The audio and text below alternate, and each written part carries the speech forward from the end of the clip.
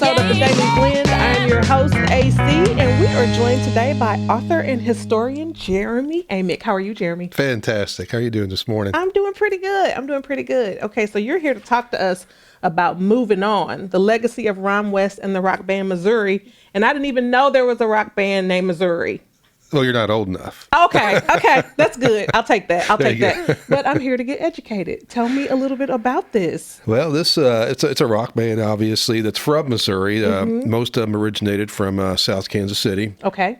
And a lot of times people think that they're from St. Louis because their first album cover had the St. Louis Arch on it. But that's a whole nother story. But essentially, the band came about from the idea of Ron Hodgson of South Kansas City, who came up during the Beatles era, saw the Beatles on Ed Sullivan in 1964. And if you talk to any musicians of that era, they'll tell you that was kind of the inspiring moment for them. A lot of them, I'm sure. To get into rock and roll, that, and of course the British invasion and Elvis before that. But he established a band called Chessmen that later became Chessmen Square, and they were basically called the Beatles of Kansas City. Oh. They toured everywhere. I mean, they came through Columbia, just all over the Midwest, very popular. His two younger brothers were in it, Gary Hodgson and Steve Hodgson, and a whole nother side story is his younger brother, Gary Hodgson, went on to become a member of Shooting Star, which was another very popular band whose biography I just finished. Okay. Wow. Yeah, so musical biographies are kind of your thing, right? Well, it used to be military, and then I've kind of transitioned here more recently to general history and music biographies just because I've always been a fan of music, and there's a lot of bands like Missouri or regional bands that have fascinating stories, but they've kind of been lost in the folds of history. But fortunately, Missouri, it's still out there touring with 3 original members, so it's a great story. That's impressive. That's impressive. So tell me a little bit about, because you said that's a whole nother story, because I told you before we started, these are some really interesting album covers, right? Yeah, and I told you, Ron Hodgson was the founding member, and he basically wrote all of Missouri's music. He went by the stage name of Ron West because the radio DJs and interviewers would mess up the last name Hodgson. Of course.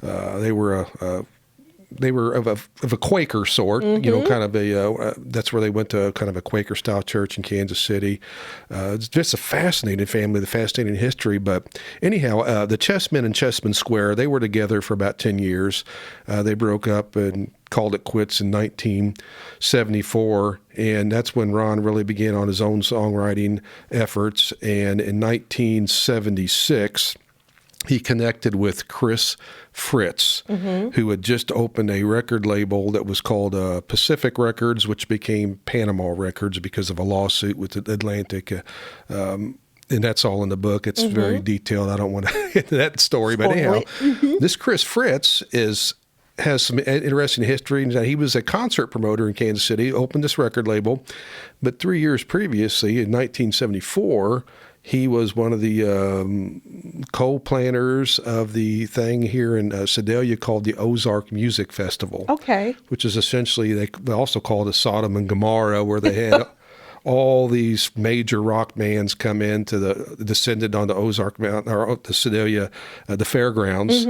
And I mean, they had Aerosmith was there, the Eagles. I mean, just major bands for like 3 days, and there's people overdosing. It was ungodly heat. They basically destroyed parts of the town. The fairgrounds were left in bad condition, and Chris Fritz was, I think, banned from Sedalia for a period after that. But anyhow, he stayed in Kansas City and did well with the concert promotion, started this record label called Panama Records. He brought 2 bands onto it. One was Grand Max, heavy rock band that really, they did 2 albums and kind of faded into obscurity. And then he signed Missouri, Ron West. And he and Ron and Chris developed this album cover. They wanted to express, kind of the desolation of a dark future possibly. That's why they used Monument Valley, southwestern desert landscape. But since their band's name was Missouri, they put the arch in the background. Yeah. To help denote that, connect the band to the state. And of course, again, everybody thought they were from St. Louis when they were not. Second album, they actually got picked up by Polydor and went and recorded in Capricorn Studios. Worked with a lot of producers who had worked with big bands like the Allman Brothers.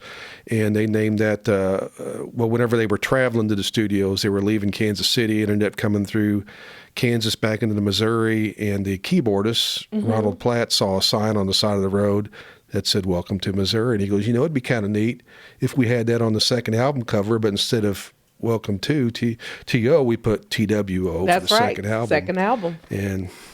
And there it is. Rest is history, yes. And there it is. Because when I looked at this original album cover, I thought, okay, now I know that's the arch. But it certainly looks like a very deserted place in front of the arch. Yeah, so I definitely wondered about the history behind that album cover. Very striking, I think. Yeah, and Ron West was always a fan of Edgar Cayce and, that type of, dark future and things. That's why he wanted that desolate, that cover art. So. Okay. So did you have much communication with the band members in your writing with this? Absolutely. Basically, all of them that were living. Now, Ron West passed away a few years ago. He had a neurological disorder, and he died at home and in the comfort of his home. And but I worked very often and in depth with his wife, Dana Hodgson, lives in South Kansas City, and their daughters, Jennifer and Chrissy.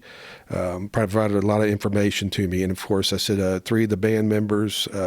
Original band members are still touring with the band. Wow. Lane Turner, the guitarist, I interviewed him and frequently. Bill Larson, the drummer, and Ron Platt, the keyboardist. And they have 2 new members. Okay. I say new, they've been with them for several years right. now. Rusty Cruz and Dean Foltz. Okay, so newish. And Frank Drummond.